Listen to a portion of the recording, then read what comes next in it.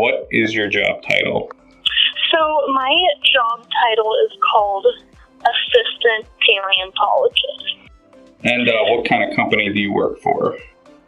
I work for a museum center, which is a part of the city of North Dakota. And does your job require a minimum level of education? So mine actually doesn't. It doesn't require a bachelor's degree. It does require some amount of experience. So I remember in the application they said that could be in the form of education, or it could also be in the form of just having done the type of work needed before. So my position probably wouldn't be the first that someone would get experience. The first way to get experience would be most likely to volunteer. And then with that volunteer work, you kind of work your way up to getting seasonal or intern positions. And what is your overall job description? It's a combination of work in the paleontology preparation lab, which is where we take fossils out of the plaster jackets that they come in from the field in, and we remove the sediment and we prepare the fossils to be put on display or to be put in collections. And then another component of my job is working within the collection, so placing these fossils in boxes, putting them in a computer database, and then storing them. And then probably the largest part, actually, of my job is public outreach. Do you have a bachelor's in paleontology or any related field? Yeah, so for paleontologists, it really depends on the school you go to, what you major in to become a paleontologist. So a lot of schools sort of in the Midwestern or Western states, the programs are in geology or in some special cases, actual paleontology degrees, which is very rare. But on the West Coast, they're actually more often in the biology department. And that's just because paleontology is equal parts both. You're finding organisms that were living, but you're finding them in rocks. So you kind of need to know both. And so I really love both geology and biology, so I decided to major in both, even though my paleontology department was within biology. So, and I guess I shouldn't say department, the paleontology study was in the biology department. So I have 2 bachelor's degrees, one in geology and one in what's called integrative biology from UC Berkeley. What made you choose those areas of study? Well, I mean, I've always wanted to be a paleontologist my entire life, and so when I turned about 13, my parents realized that it could actually be a career, and so they sort of started looking around for schools and helping me decide what I wanted to do. And so when I went into high school, I knew I liked biology, but I didn't know about geology, so I took a couple community college classes in the summer and fell in love with geology. And so pretty much when I went to Berkeley, I knew I was going to do both because I just loved both of them. I would never suggest double majoring unless you really love both of the topics. Was there a lot of extra classes piled on because of the double major? Oh, yeah. Yeah, so I actually took 5 years to complete both my majors because it's not necessarily the upper division classes, it's the lower division classes. So I not only had to complete all of the organic chemistry and molecular bio classes for my biology major, but I also had to complete all the physics requirements for my geology major. So it's just a tremendous amount of more work than you need to do for one major, but it's worth it when you get to the upper division because it's just all this wonderful stuff that you love, and it all pretty much overlaps with each other when you're studying paleontology. That's very cool. And was there anything when you were a kid, I guess, how did you find out that you really liked paleontology? Well, I don't actually remember when I started loving paleontology, but I think it's because my dad took me to nature centers a lot, and we would always go outside, and the outdoors was a huge part of growing up. And so just by looking around you, you see all of the animals that live in nature, and it kind of sparks your imagination of what lived before us. Then obviously I loved dinosaurs like every little kid does. But once you start to realize that paleontology is more than just dinosaurs, that's when I think it becomes really fascinating. And it really opens your eyes to a different perspective on the world, because I feel like as humans, we're often sitting here in the present, just thinking about our lives. But when you go out and you go hiking and you see these layers of rock like you see in the Grand Canyon, you're literally looking back in time. And a lot of people don't see that. And so when you learn about natural history and geology, you're completely opening your eyes to a different perspective on the world. It's one of the reasons I love it. And did you enjoy college? Like when you went there, like how was that experience for you? Absolutely. I mean, I think when you're studying something you love, you automatically enjoy it. I mean, I will say that UC Berkeley is a very difficult school. It's filled with a lot of competitive people. So my first couple years were a little tricky. I definitely struggled in some of those really hard, like organic chemistry classes. But for anyone trying to be a paleontologist, you can get through it. You probably will never use it again in your life, but you can get through it. And it's worth it when you start to take the upper division classes and you're working with actual fossils and rock and learning about how the world works. It's like your eyes open to a completely new image of the world around you. So I would say I loved college. What made you choose that specific college?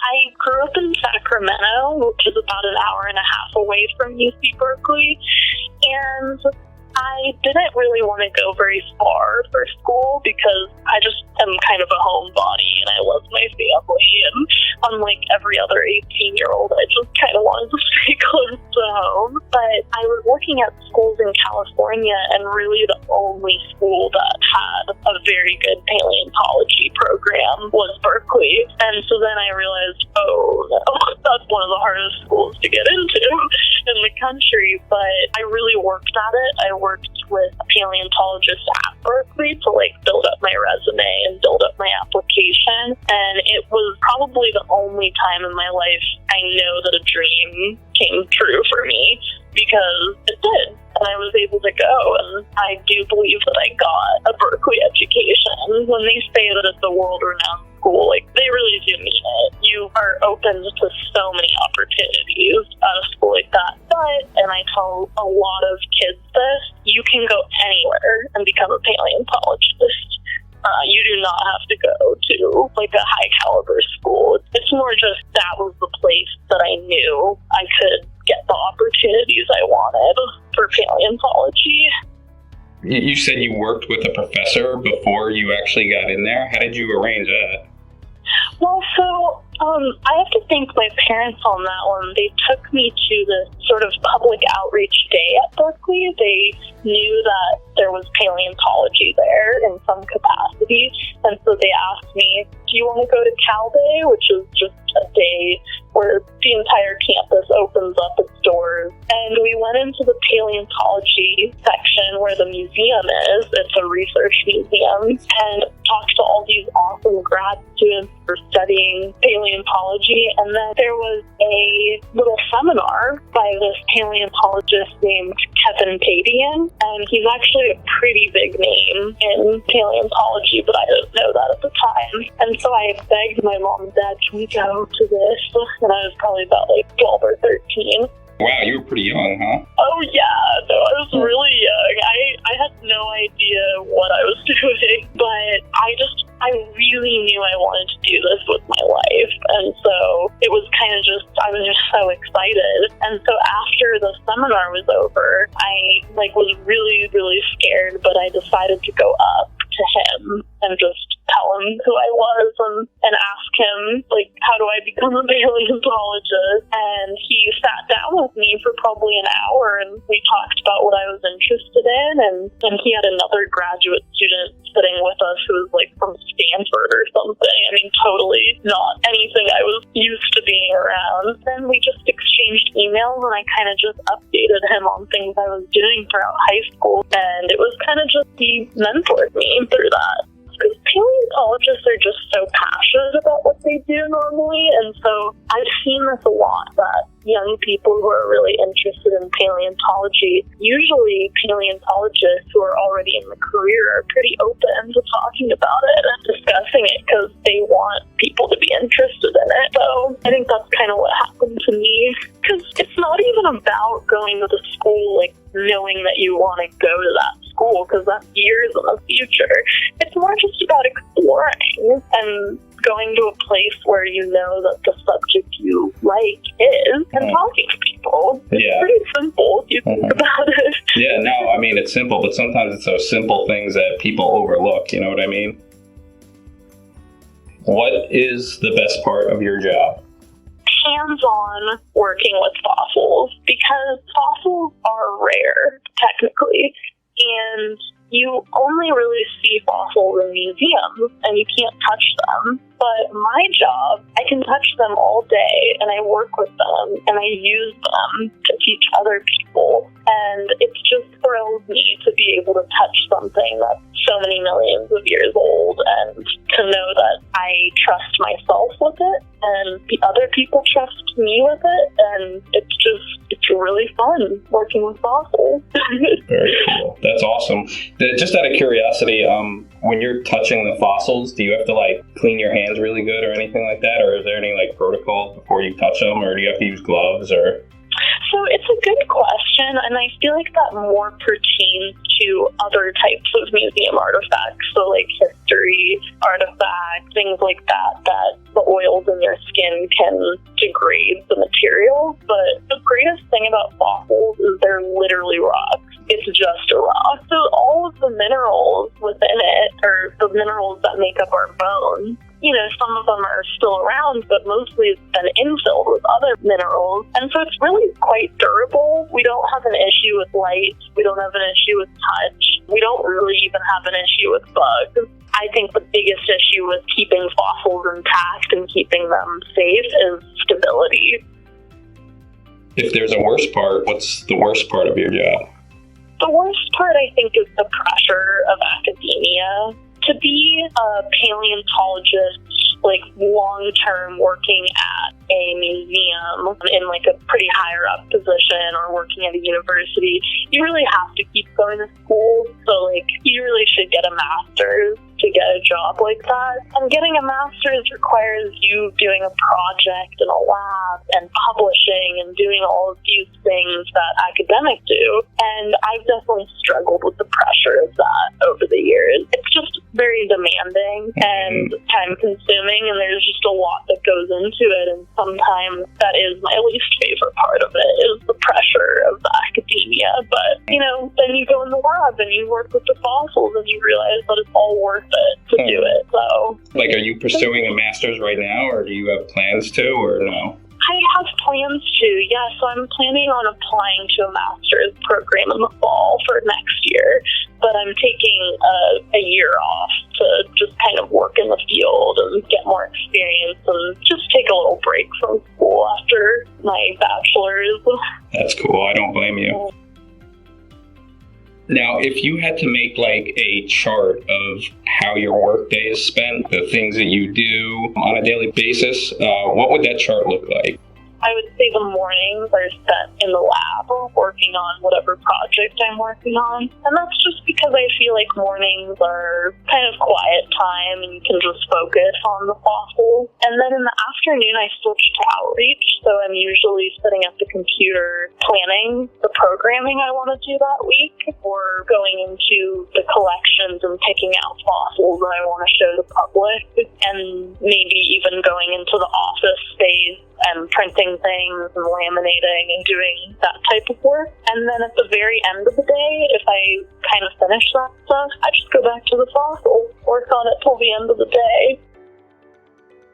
Is there any skill or ability that people should have if they wanted to be a paleontologist? I would say the most important skill is having the respect for delicate artifacts and specimens. I mean, specimens would be the right word, because you just can't go into a paleontology lab and just pick things up willy-nilly. You have to respect that these are very old. They can be very fragile until you've put glue on them and consolidated and made them stable. And you need patience to work on fossils because it's not always going to do what you want it to do. And so just having that sort of maturity to be able to work in a lab setting is probably the most important skill you could have. And even if you want to be a paleontologist and don't want to work in a lab, you still pretty much have to get that experience working with fossils. So, what are the biggest things that you learned once you started working? Or, what did they not teach you in school? Well, with 2 degrees, I learned a lot in school, but I would say working hands-on with fossils, both in the lab and in the field, because I've done a lot of field work as well, you start to learn the relationship between the organism and then the rock that it's found. And that's something you don't really learn in school. You kind of just have to learn it on the job, where, okay, this Tyrannosaurus rex was found in this specific type of rock that was a part of a river system. And what other organisms were in the river system, and what does that tell you about the type of water or the temperature, or what does that tell you about the global climate surrounding where that T-Rex was living? And so sort of just the ability to connect all those things comes with experience working with the fossils, with the rocks, and around other people who know what they're talking about.